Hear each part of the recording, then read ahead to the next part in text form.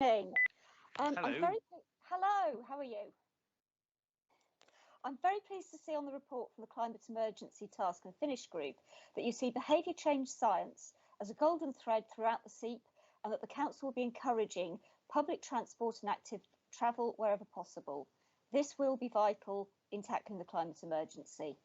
What steps will you be taking to limit the number and length of journeys which are taken within the borough? Well, firstly, I have to say we don't have the power to limit journeys, and I would oppose any move to impose journey limits, quotas or restrictions on any residents.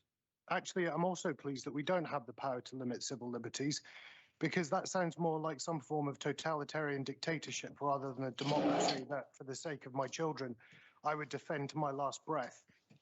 I'm surprised that you used the word limit, but for the record, your Conservative Council wants to help people be more sustainable, not force them to be. Unlike the Lib Dems, we won't force people out of their cars.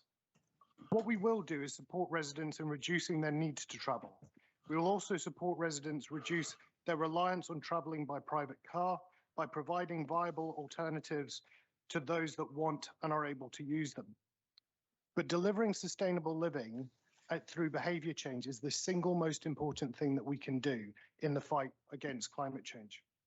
By engaging with experts in behaviour change and incentivising sustainable living, we aim to remove the barriers that currently prevent residents from living the desired behaviours in their everyday lives. That means working with schools via schemes like Beat the Street to get kids walking and cycling to school. It means working with businesses to reduce the expectation of their staff to commute into their workplaces.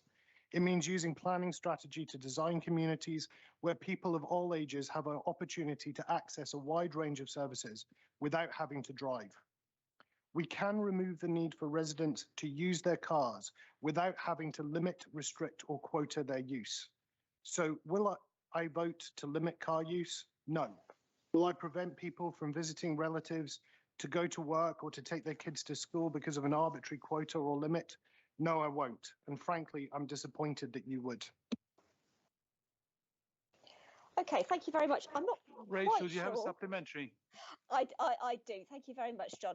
I'm not quite sure how you've interpreted the question in such a way. I mean, certainly nobody could or would want to try to force people or to impose quotas on them. But the borough, as a large employer in Wokingham, has it in its gift to support its staff in managing the number of unnecessary journeys which its staff need to take on WBC business. What steps is WBC going to take as an employer to limit, to explore the possibilities of hybrid working to allow those staff who can do so to continue to work from home?